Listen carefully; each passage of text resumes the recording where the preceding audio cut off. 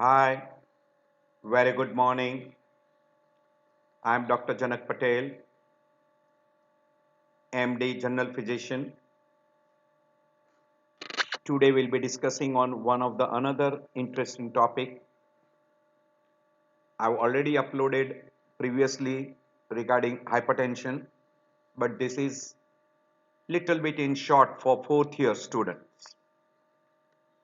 So we are going to talk on hypertension, a very important topic, very frequently asked in your exam, and every day you will come in your private practice. When you start your private practice, you will have this patient every day in and out. So what is hypertension? Hypertension means resting blood pressure consistently elevated, systolic more than 140, diastolic more than 90 on three separate occasions. So if you record three times and blood pressure is more than 140/90, you will label that as hypertension. Now these three recording should be at a separate occasions, or blood pressure which is found to be in stage 2, then also a single reading you can label that as hypertension. Say a person comes with blood pressure 160/100, you can label that as hypertension.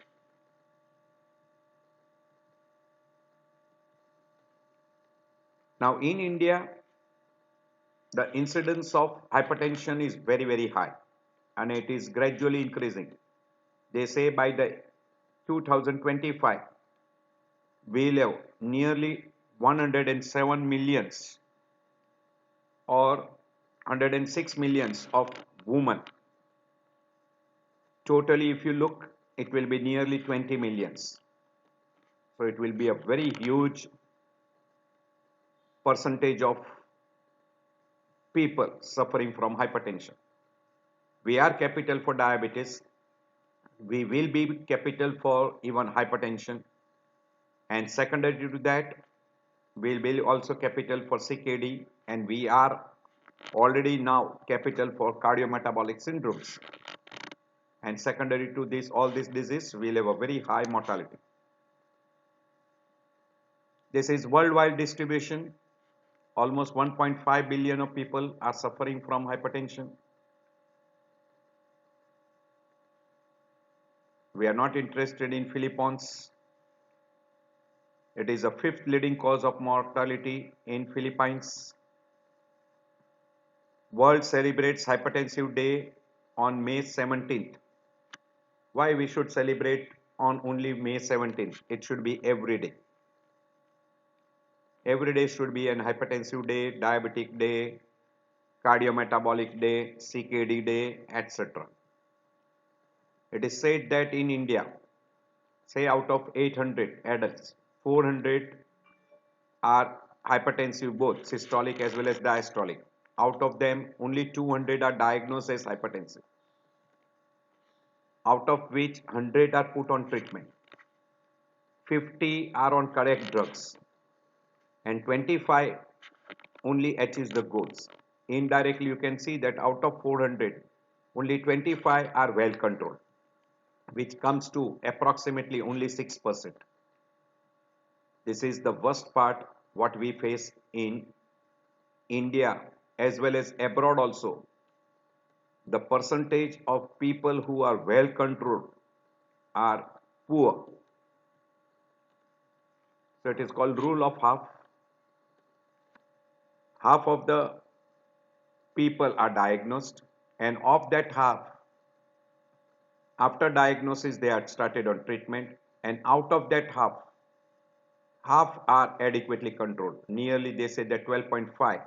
This is worldwide, while this is in India 6%, while abroad it is close to 12.5%. The most important part is how to measure a blood pressure. While measuring a blood pressure, there are certain things. This is in short. I'll upload one lecture on how to measure a blood pressure separately. So while measuring a blood pressure, the person should be sitting straight with a back support on the chair. During that time, person do not talk between the blood pressure measurement. So while the blood pressure measurement is going on, don't try to talk with him. Person should be sitting in a quiet room. There should be comfortable temperature. Person should not smoke or do exercise or drink tea, coffee at least 30 minutes before the measurements. Bladder should be empty. Take minimum 3 readings at 1 minute interval and then take the average of the last 2 measurements. I'll say you can have a gap not of 1 minute, you might take even little longer. Use the cuff of appropriate size. It should not be small, it should not be too big. While tying a BP cuff, it should not be too tight, it should not be too loose. And the instrument what you use should be validated and it should be calibrated properly. Arm bare. This arm should be at the level of heart on the table with a mid-arm heart level. So it should be at the level of the heart. Feet should be uncrossed and flat on the floor. These are some of the things which are very, very important while measuring a blood pressure. And after measuring a blood pressure, if you record systolic less than 130, diastolic less than 85, we usually call that as a normal. If the systolic is between 130 to 139 and diastolic is between 85 to 89, we call that as high normal, or now some of the people utilizes the term pre-hypertensive. And if it is more than 140 and diastolic more than 90, it is labeled as hypertension. Grade 1 is 140 to 160 and diastolic between 90 to 99, or we call 100. That is grade 1. And if it is more than 160 and diastolic more than 100, is considered as grade 2. This is standard which is being followed. This is office blood pressure measurement. This is measurement in office. But there are other criteria for home blood pressure monitoring, ambulatory blood pressure monitoring, and in ambulatory, daytime, nighttime, etc. We'll have one slide for that. We already mentioned all this. Use the machine that should be validated and properly calibrated. Measurement should be done mainly in a sitting position. If it is done in a standing as well as sitting, to differentiate postural hypotension. We'll be having one slide where we'll explain you that part. Remove tight clothings from the arm. This was not mentioned in previous slide. Support the arm at the level of heart. BP cup should be approximately of appropriate size, means it should cover 2/3 of the arm, and the BP cup should be covering the medial side of the arm. While lowering the blood pressure, it should be lowered very, very slowly, 2 millimeter per second, and read the blood pressure to nearest 2 millimeter. By and large, auscultatory method is the best method which should be utilized to measure systolic as well as diastolic blood pressure, and at least minimum take 2 measurements at each visits. We always say 3 measurements at each visits and average of last 2 readings at proper interval. There are different types of instruments which are available, right from mercury, aneroid, or digital. If you are using digital, always see that it is proper and calibrated. This is ambulatory blood pressure monitoring system. Ambulatory blood pressure monitoring system. So according to the type of measurement we call non-invasive and invasive. These are all non-invasive. There is an invasive method where you put in a catheter inside the aorta and measure the blood pressure. That is called invasive technique. These are usually utilized in ICU or while doing some major surgery. By and large, we utilize a non-invasive technique that is either a mercury instrument, aneroid or digital. Mercury is the most accurate instrument. Where you measure the blood pressure, as far as site is concerned, upper arm is best and always measure in right upper arm and compare with left upper arm also when you are measuring for the first time. So compare on the two sides, and if there is a difference more than 10 to 20 millimeter of mercury, that is something which is altering the blood pressure, like atherosclerosis, arch of aorta aneurysm, coarctation of aorta, etc. So try to look for that.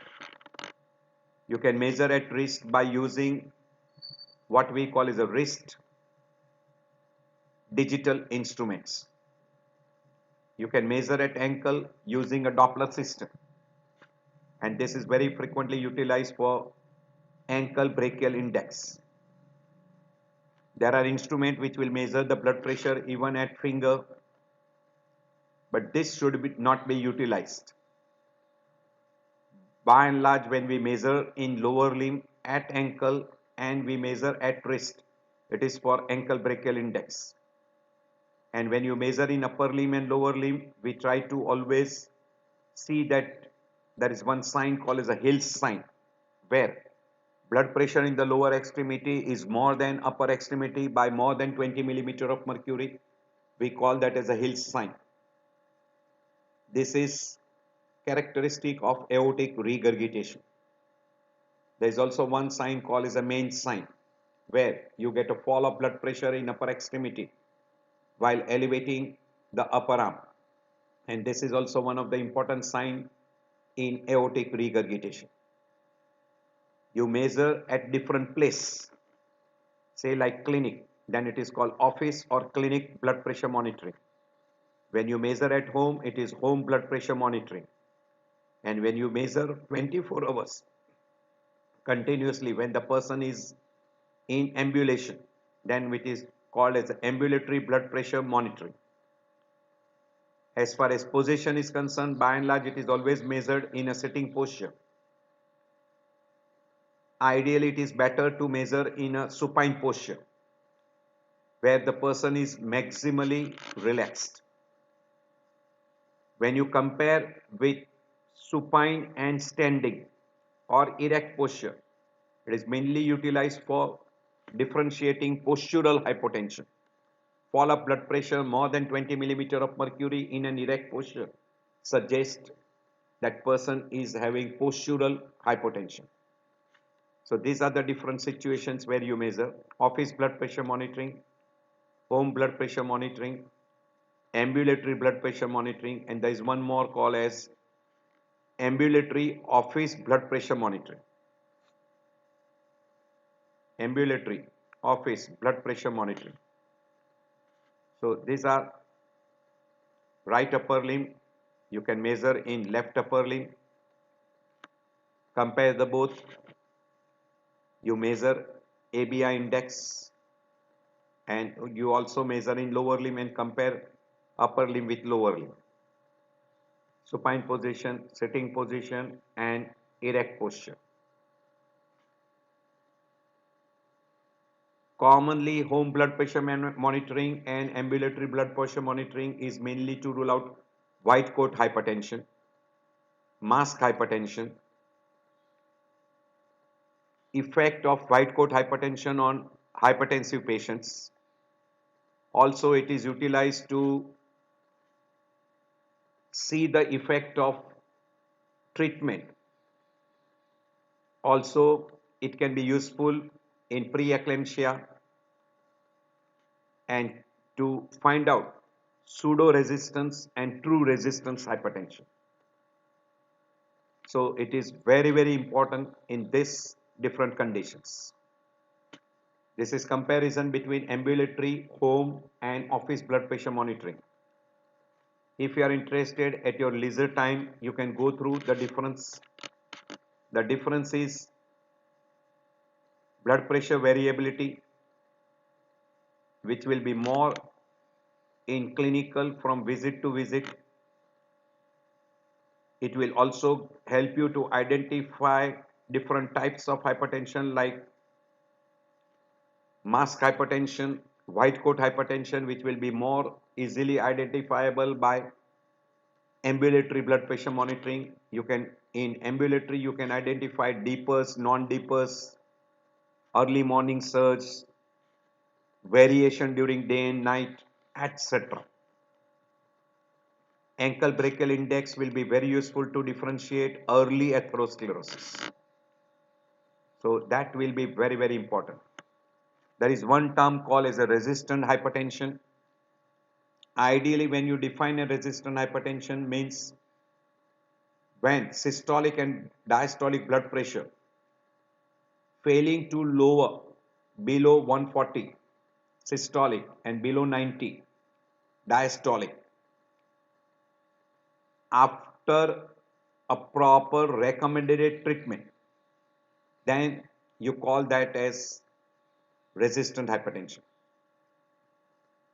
Now, this resistant hypertension includes minimum 3 drugs you have used, and of that one drug has to be diuretic, and you are given an adequate dose.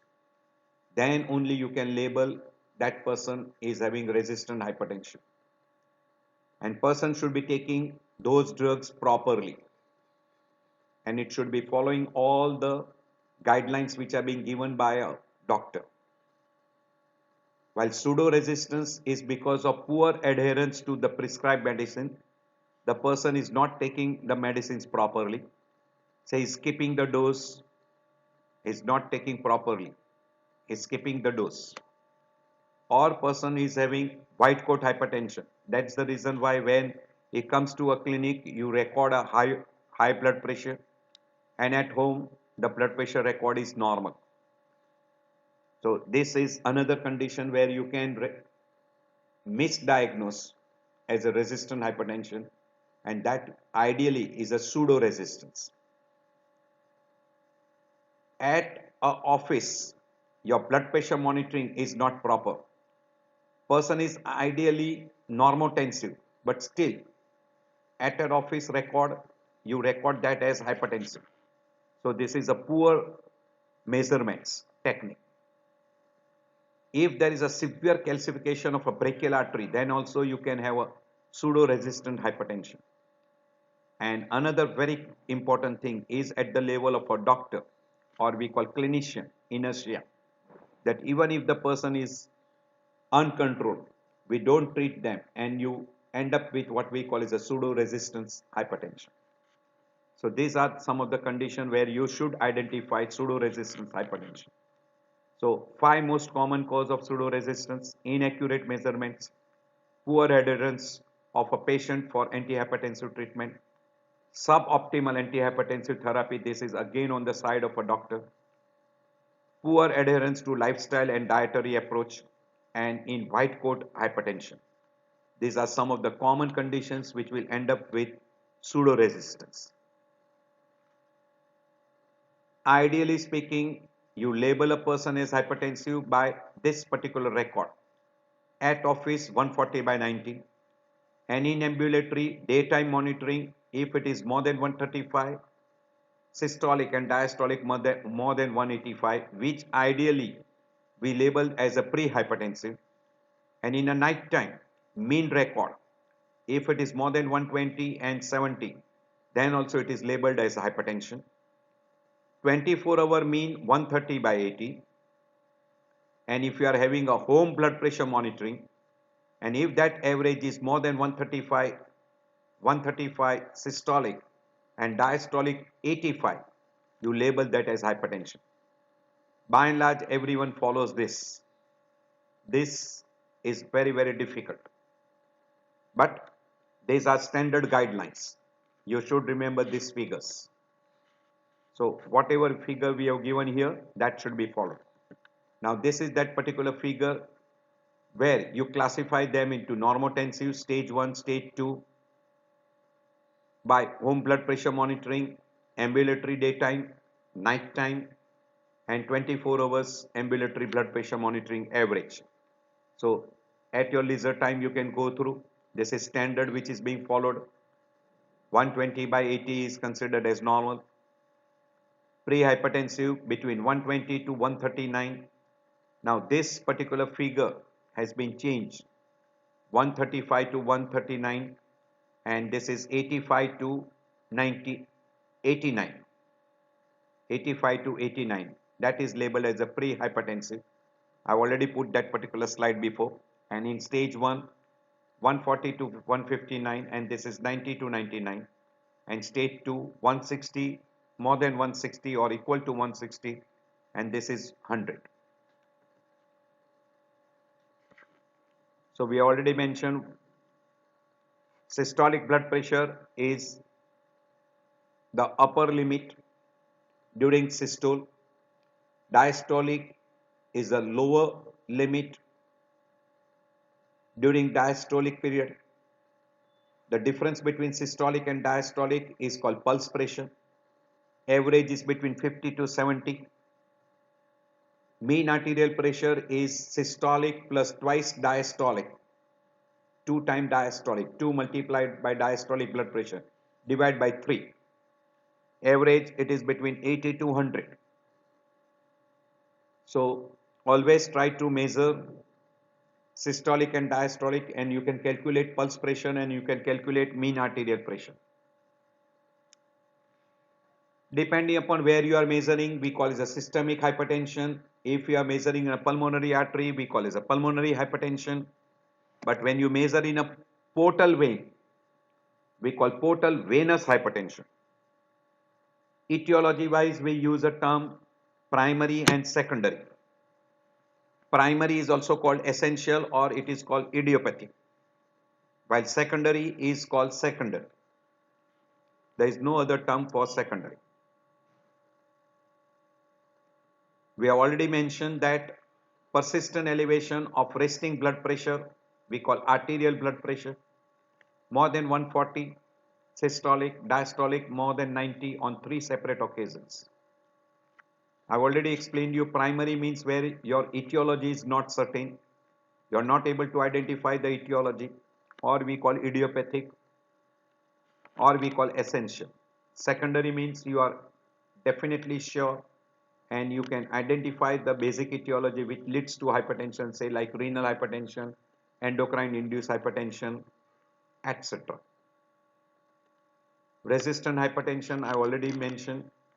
Whenever the person is on a treatment, full optimum therapy of 3 separate drugs, of which one has to be diuretic, and person is taking regularly and still blood pressure is not under control, we call that as resistant hypertension. If only systolic is elevated, diastolic is less than 90, we call it isolated systolic hypertension. If only diastolic is elevated, systolic is normal, it is less than 130, but diastolic is more than 90, we call it isolated diastolic hypertension. When both are elevated, it is usually we don't use a separate term like systolic diastolic pressure, but we call as hypertension. We have already mentioned in previous slide pre-hypertensive grade 1, grade 2.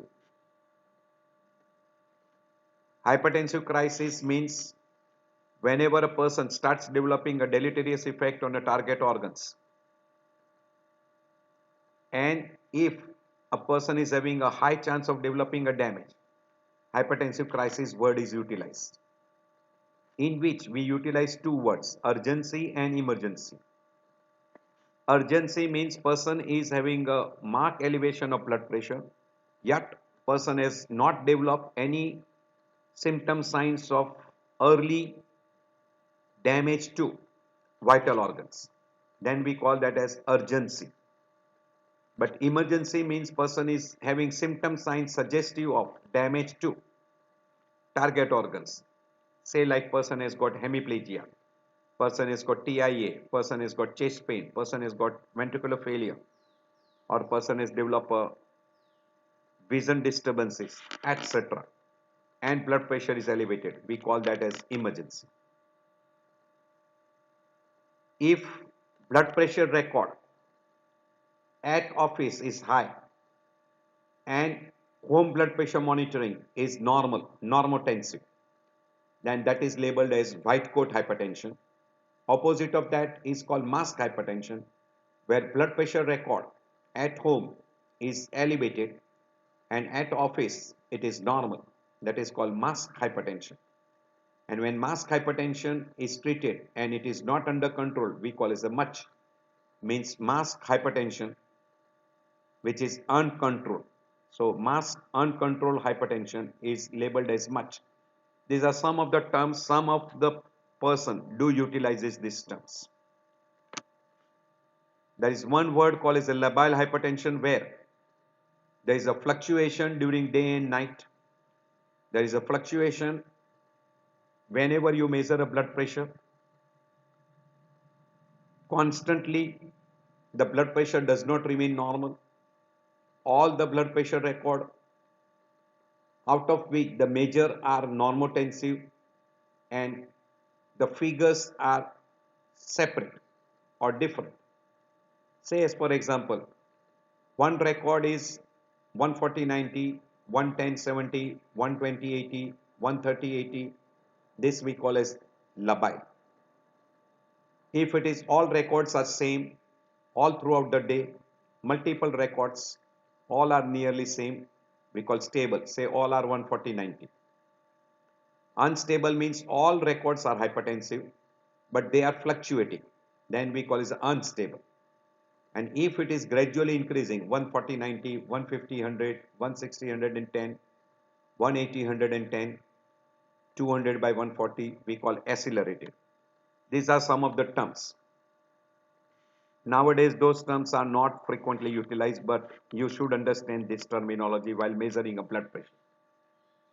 There is one another called as asymptomatic organ damage, meaning if the pulse pressure in an elderly individual is more than 60 millimeter, ECG is showing you LVH. Echocardiography is also suggestive of LVH. Carotid intima thickness is increased and there is a clear-cut evidence of a plaque. Carotid femoral pulse wave velocity is abnormal, it is high. Ankle brachial index is less than 0.9. And there is a suggestion of CKD, which is showing you EGFR less between 30 to 60. We call it a grade 3. And there is microalbuminuria, or there is an albumin creatinine ratio is elevated. All this suggests that there is an organ damage. And even if the blood pressure is near to normal or person is pre-hypertensive, this person should be thoroughly investigated and should be treated. We always label that as a pre-hypertension. There are some terms which are very frequently utilized. We have already explained you resistant hypertension, hypertensive crisis we have explained, hypertensive urgency, emergency. Secondary hypertension means if hypertension is secondary due to some organ damage and then you get hypertension like renal, endocrine induced, there's a definite etiology we call secondary hypertension. And in secondary we use the word renovascular when the renal artery is involved. Pheochromocytoma in endocrine disorders, eclampsia during pregnancy, pre-eclampsia. We have already used labile hypertension, white coat hypertension, mask hypertension, HELLP syndrome which will be in during pregnancy, MUCH, that is mask uncontrolled hypertension, pseudo-resistant hypertension, pseudo-hypertension where there is a false reading. Person is not hypertensive but because of the poor recording or your technique is not proper, instrument is not properly calibrated and you record that person as hypertensive, it is called pseudo hypertension.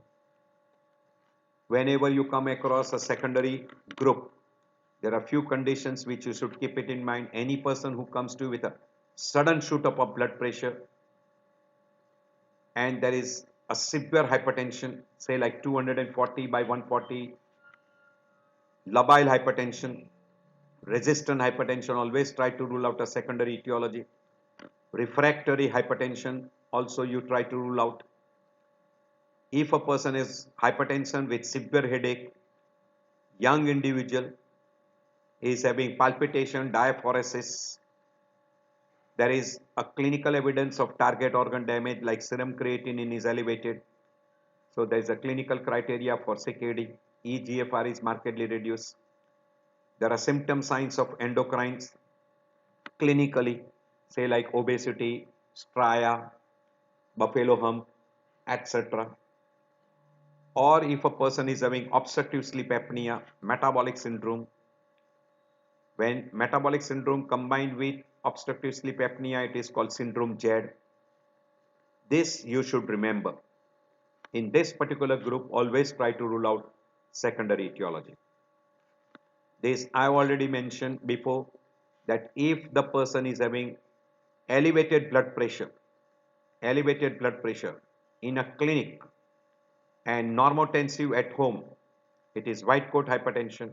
Opposite of that, if the person recording is high hypertensive in ambulatory blood pressure monitoring or a home blood pressure monitoring, but he is normotensive at a clinic blood pressure monitoring, it is called as a normal.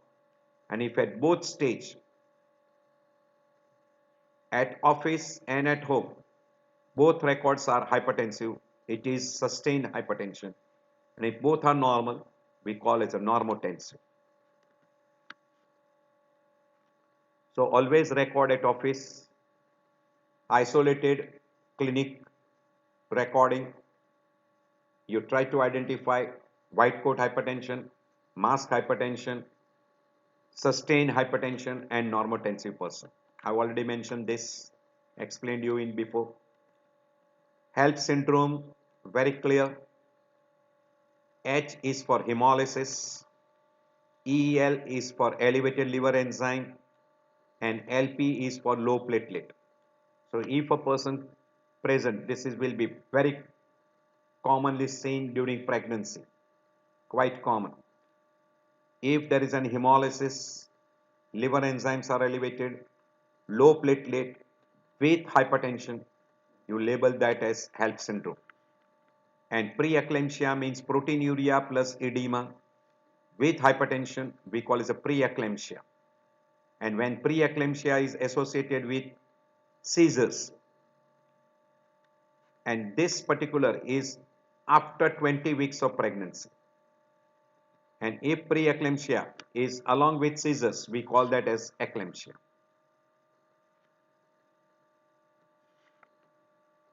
A person is labeled as hypertensive emergency whenever the diastolic blood pressure is more than 130 and there is an end organ damage like hypertensive encephalopathy, subarachnoid hemorrhage, acute pulmonary edema, AKI, dissecting aneurysm, angina, unstable angina, acute myocardial infarction, etc.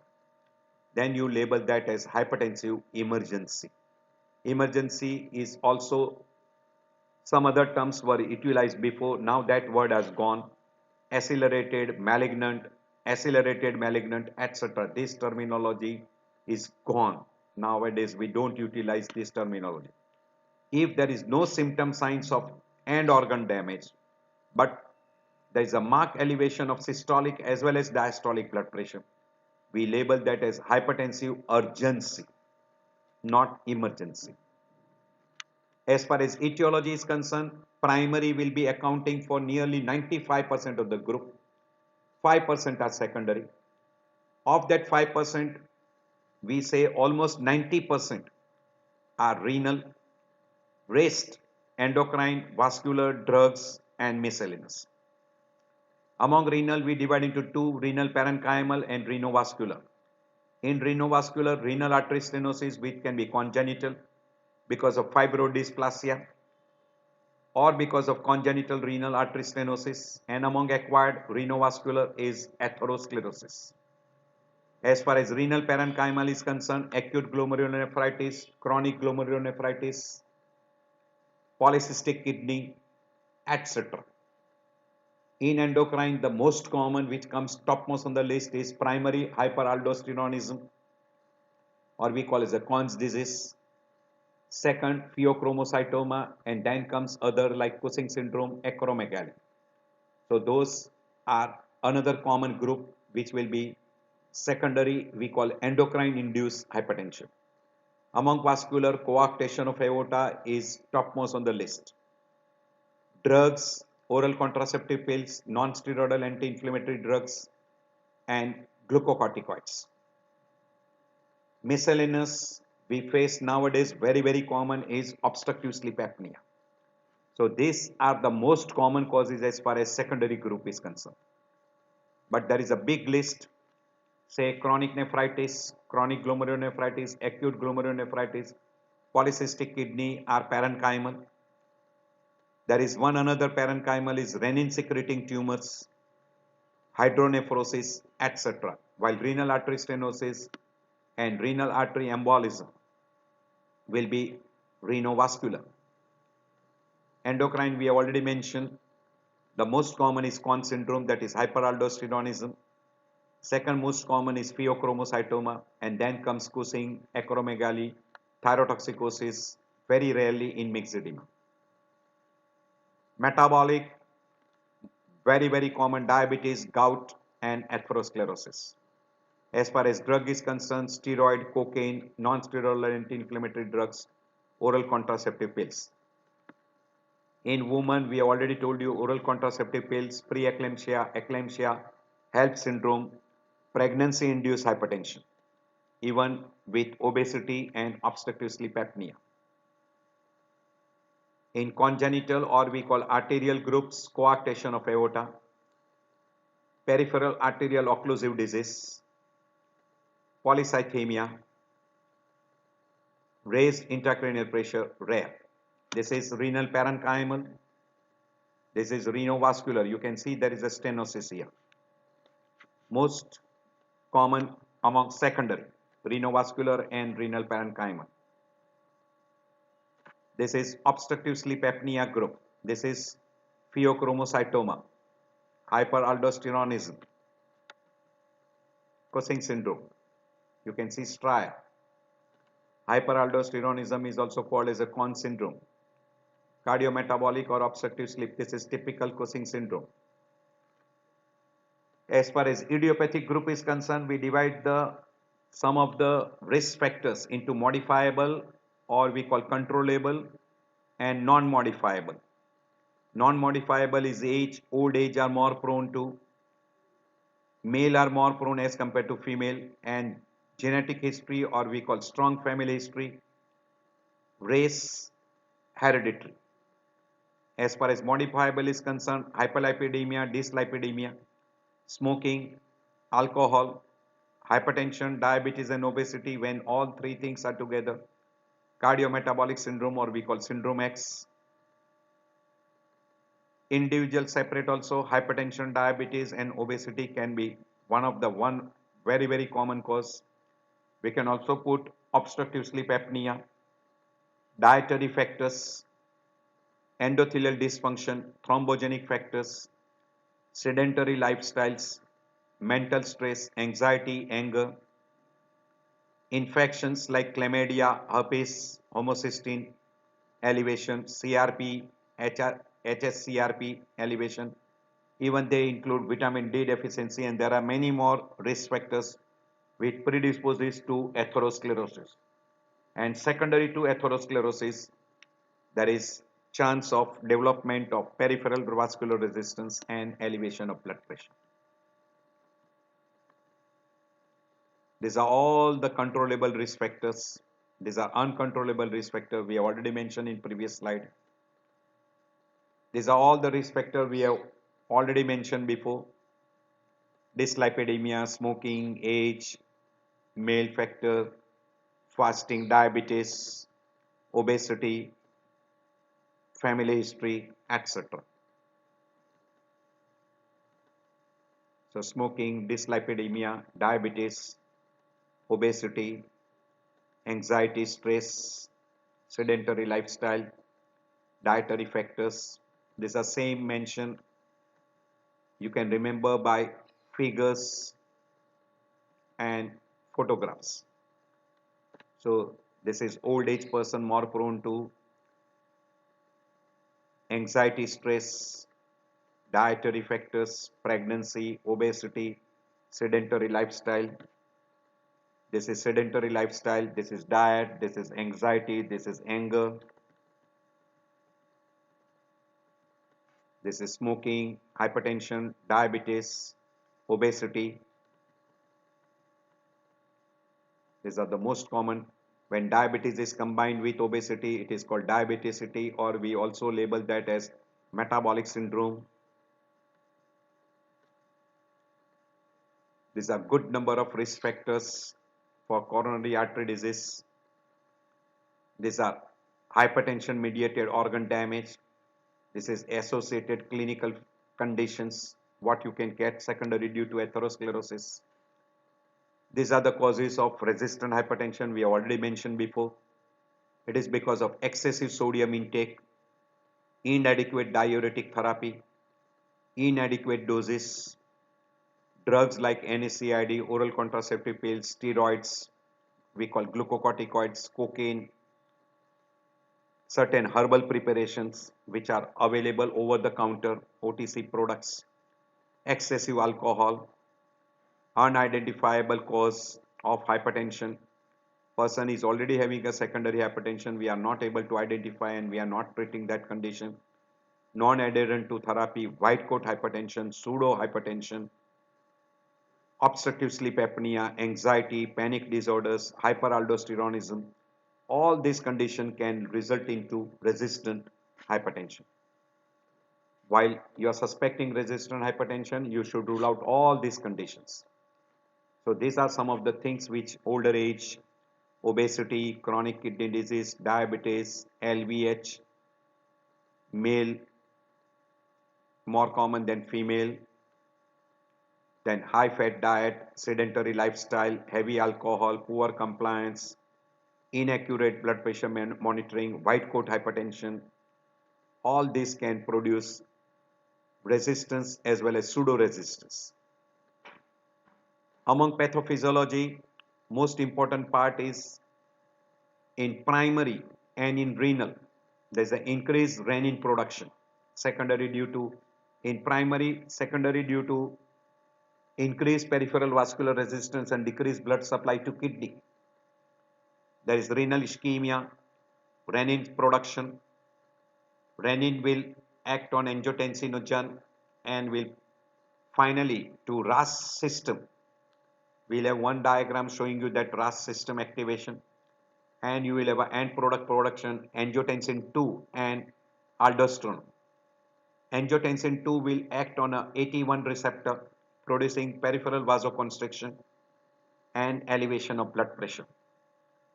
As well as aldosterone will result into sodium and water retention, increase in blood volume and elevation of blood pressure.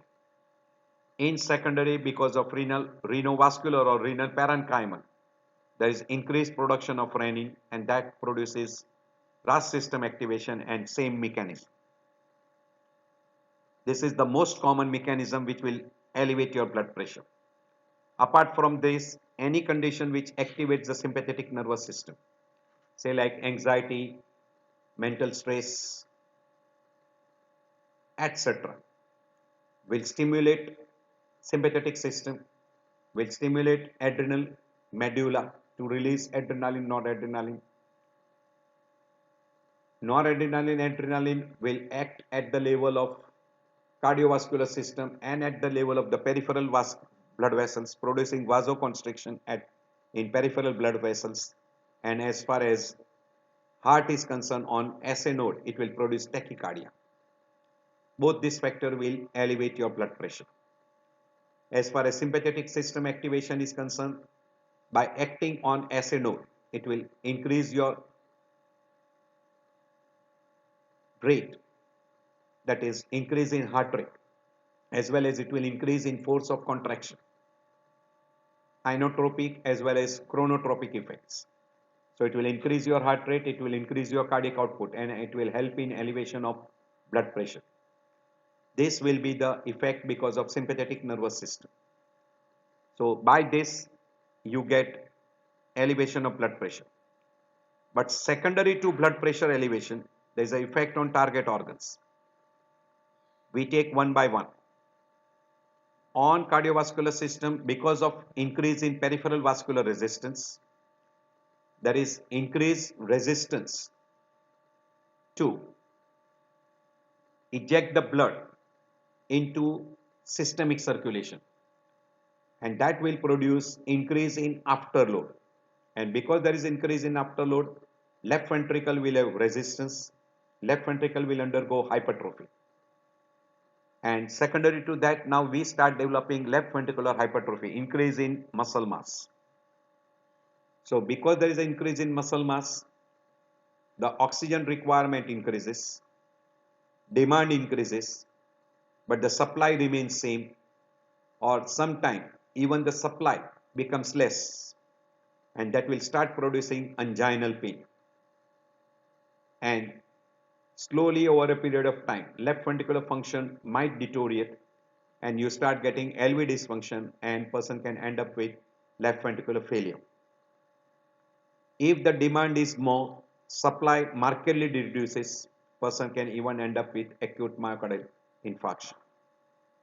As far as kidney is concerned, if there is a sudden shoot up of blood pressure, where blood supply to the kidney can be markedly reduced, person can end up with AKI. And if there is a chronic decrease in blood supply to kidney, as well as because of atherosclerosis, renal ischemia, and person can go into CKD. Secondary to atherosclerosis as well as hypertension, there is an effect on retinal blood vessel we call as a hypertensive retinopathy. As far as CNS is concerned, there are two main pathophysiology which takes place. One, because of sudden elevation of blood pressure, the intracranial blood vessel cannot withstand that force. It will rupture, particularly the already previously damaged artery like atherosclerotic vessel, chances of rupture will be more.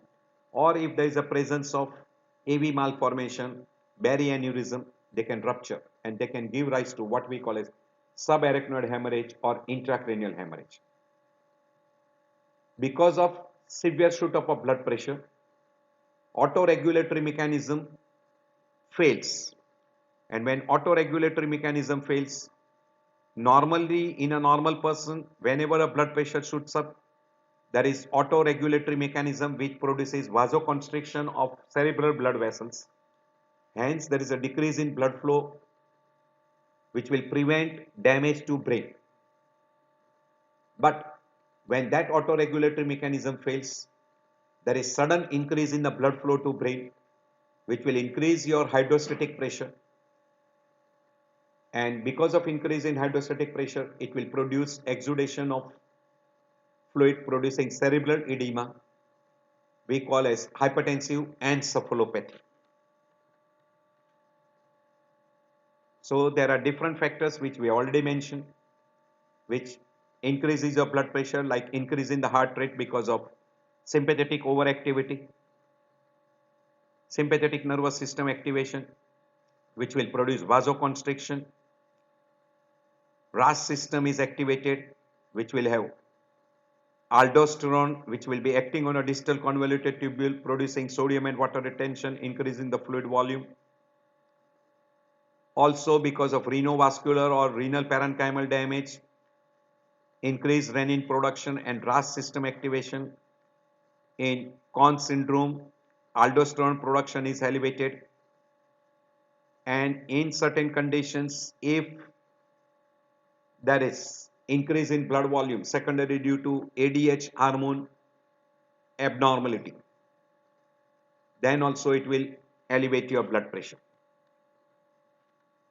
So RAS system is the most common, and second common which will elevate your blood pressure we call neurohormonal system disturbances, that is sympathetic nervous system and RAS system activation, imbalance in that. And this is what we have already explained, that RAS system, you will have a production of angiotensin 2, which will increase your sympathetic activity, which will also results into increased absorption of sodium and water. It will stimulate adrenal cortex to increase aldosterone production, and aldosterone will also give rise to sodium and water retention. Angiotensin 2 will produce peripheral vasoconstriction, and it will also stimulate pituitary to produce ADH, and this ADH will give rise to water absorption back, increasing blood volume. All these factors will elevate your blood pressure.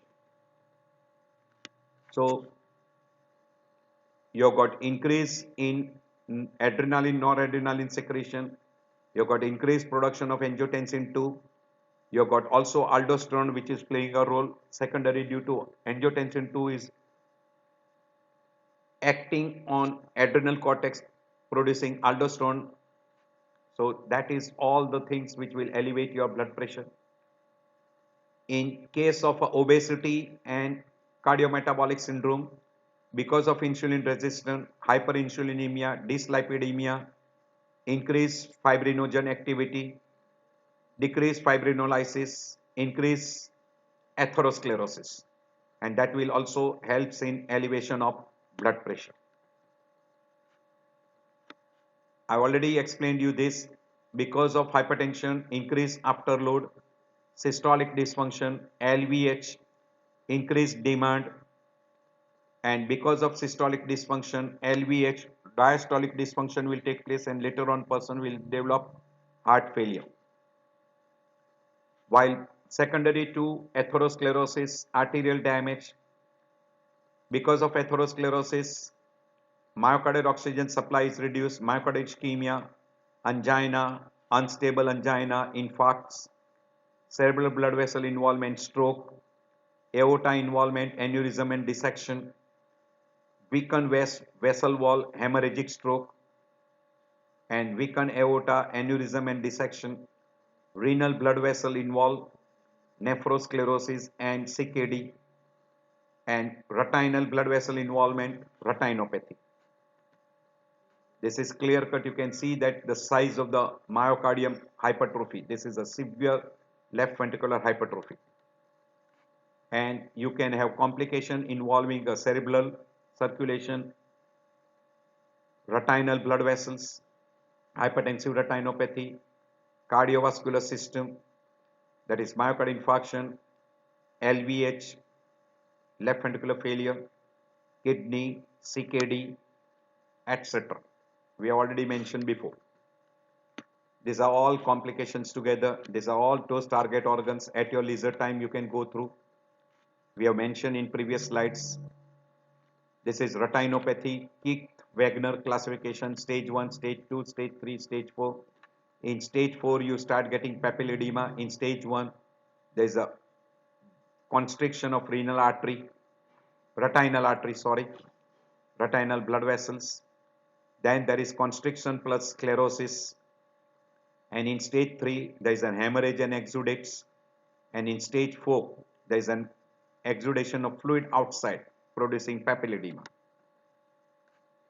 So these are different stages. This is, you can see there are hemorrhages. This will be stage 3. And here you can't identify the peripheral boundaries.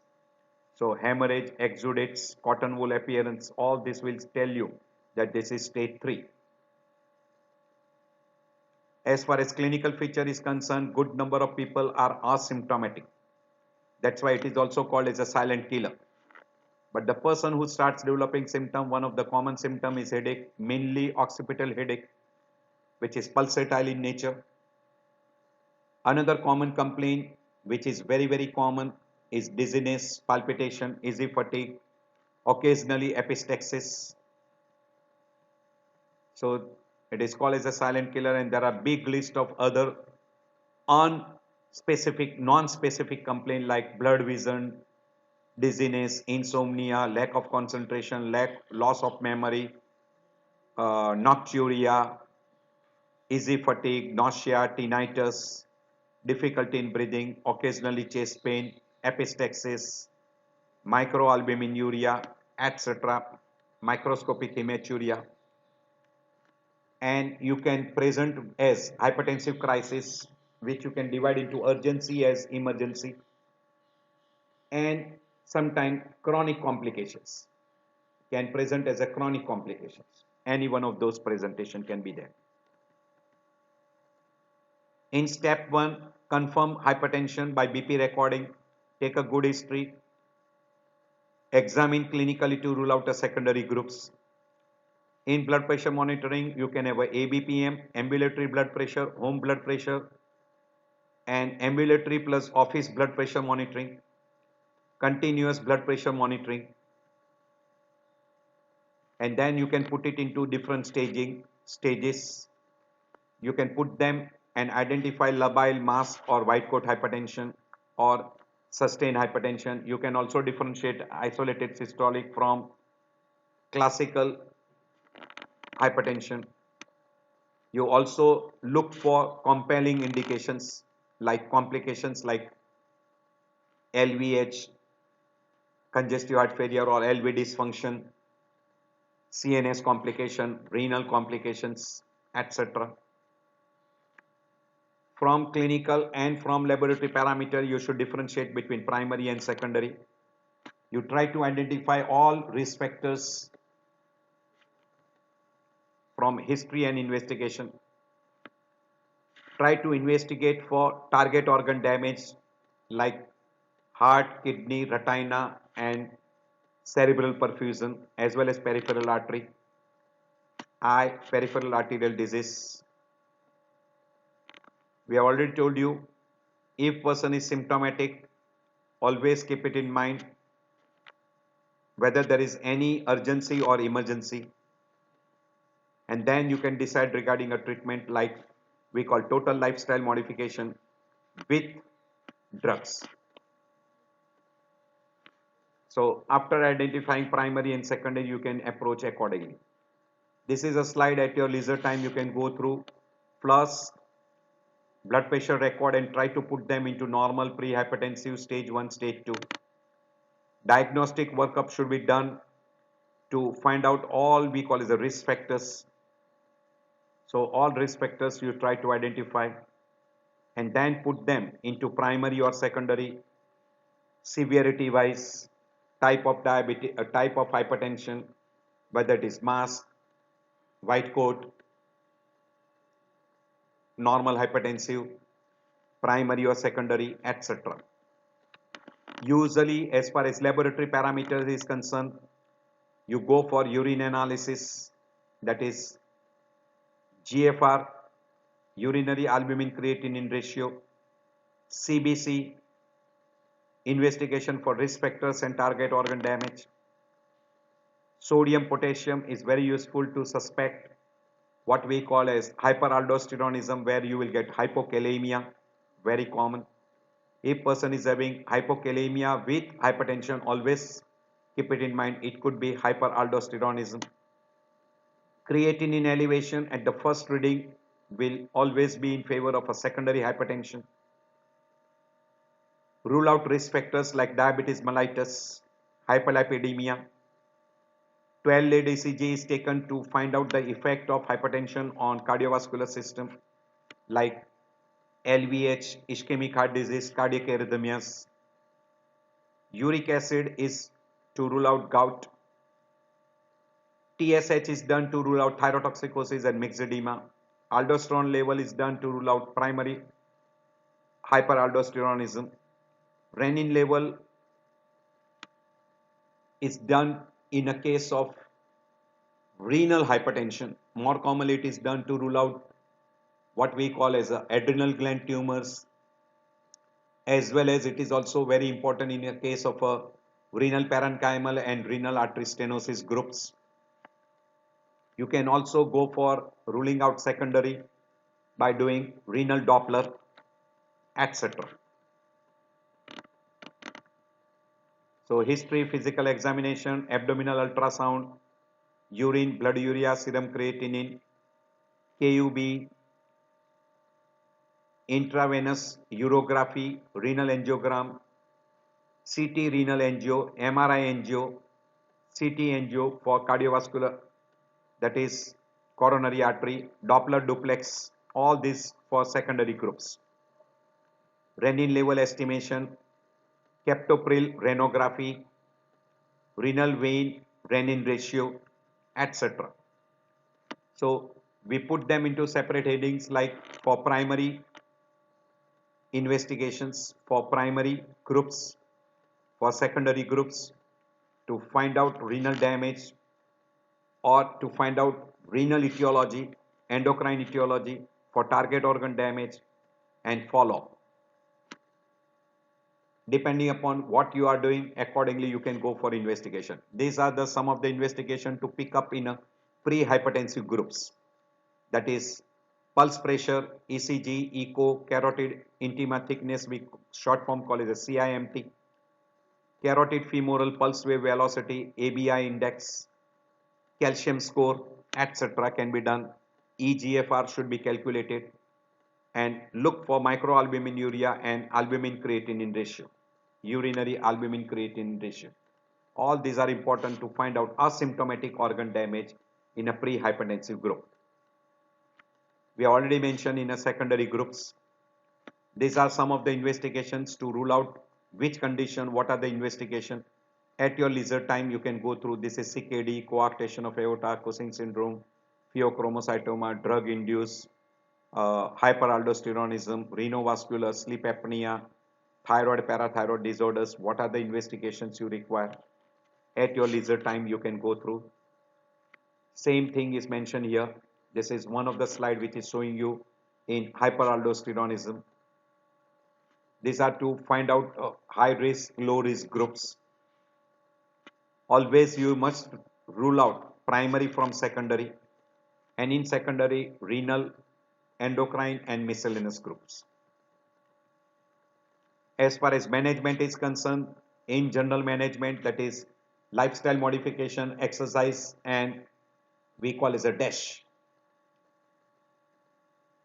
Always try to control risk factors.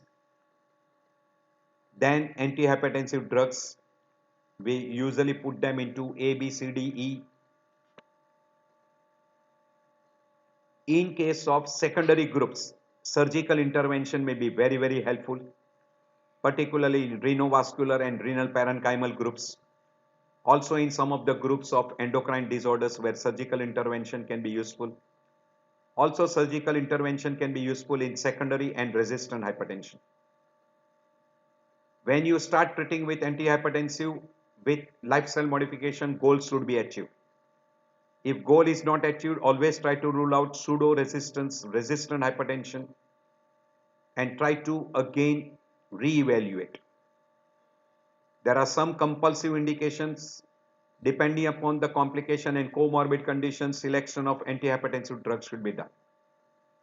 And in a special situation, specific antihypertensive drugs, and sometimes you might require a surgical intervention. I'll not be going into tremendous detail, but we have mentioned in general. So first, diagnosis by BP records, ABPM or home blood pressure monitoring. Investigation for ruling out primary and secondary. If it is secondary, then treat the basic cause. In primary, lifestyle modification, risk factor control, pharmacological treatment, follow-up monitoring, achieve the goal. In secondary, surgical intervention is very common, and after achieving a goal, regular monitoring should be done.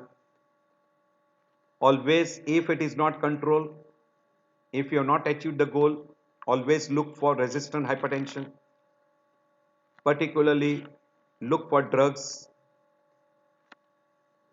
select the drug properly, and in some of the conditions, even renal denervation can help you. Very rarely, surgery is indicated in primary which are resistant, because in primary the resistant hypertension is very frequently, we have already mentioned the previous causes like oral contraceptive pills, NSAID, steroids, cocaine, etc. high salt, or person is non-compliant to treatment, anxiety, all those conditions. So monitoring should be done for blood pressure control, or we call goals, and also you should look for side effects. So same thing is repeated here: lifestyle modification, ABCD or miscellaneous. Surgical treatment for renal artery stenosis, for pheochromocytoma, coarctation of aorta, and eclampsia. These are some of the conditions where the treatment is available in secondary groups. In a case of resistant hypertension in primary variety, renal denervation, which can be done by open or by catheter renal. These are Indian guidelines. I'm not going into detail. At your leisure time, you can go through, and I've already discussed and I've already uploaded previously the management of hypertension, approach to hypertension. This is International Society of Hypertension guidelines. This is International Society of Guidelines, how you have a lifestyle modification, salt restriction, healthy drinks, healthy diet, regular exercise, stop alcohol, weight reduction, stop smoking, stop alternative medicines, reduction in air pollution and cold exposure, reduce stress, etc. By reducing the weight, DASH diet, sodium restriction, physical activity, alcohol, abstinence, if you put all together, it can reduce from 20 to 55 millimeter of mercury. DASH is dietary approach to stop hypertension.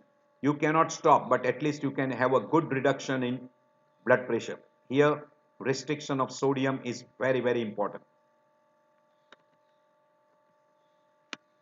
Regular exercise, not like this. These are the guidelines which are being put by Indian guidelines in 2019.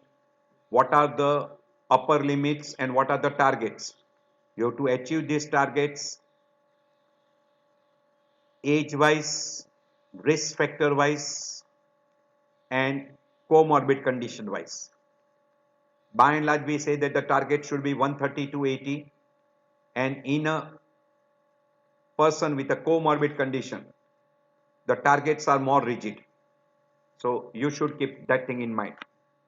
At your leisure time, if you are interested, go through that. In step 2, always try to rule out what we call as secondary groups. So after treatment, if BP is not controlled, always look for secondary, look for mask hypertension, look for resistant hypertension, etc. And one of the additional treatment is renal denervation, and always rule out secondary groups. So drugs, you can add the fourth drug. In renal artery stenosis, stenting can be done. In resistant hypertension, renal denervation. Even you can go for renal replacement therapy, transplant, etc. If a person has come with hypertensive crisis, and if it is emergency, hospitalization with parenteral preparation use, and in case of urgency, also hospitalization with rigid control of hypertension, and as early as possible. In summary, confirm hypertension, rule out primary, secondary, put them into proper stages, look for complications, target organ damage, look for risk factors. Treatment will be prevention, that is by lifestyle modification. Second, drugs. Have a regular monitoring, regular follow-up. Always keep a watch for resistant hypertension, refractory hypertension, both are same. Look for secondary groups, and if it is secondary, treatable, non-treatable, because good number of secondary are treatable. In resistant hypertension, go for renal denervation. These are all the complications which we have already mentioned before. You can divide into acute and chronic. In acute complication, we call as a hypertensive crisis, which we can divide into emergency and urgency. CVS complication, congestive heart failure, left ventricular failure, ischemic heart disease, acute myocardial infarction. In acute complication, in kidney, AKI, retina, retinal hemorrhage, papilledema, we call grade 4 retinopathy. In CNS, intracranial hemorrhage, hypertensive encephalopathy. As far as aorta is concerned, aortic dissection, or this terms has gone, accelerated and malignant word is gone. It is replaced by hypertensive crisis. In chronic CKD, hypertensive retinopathy, stroke, TIA. In CVS, LVH, angina, ischemic heart disease and peripheral arterial disease, secondary due to atherosclerosis.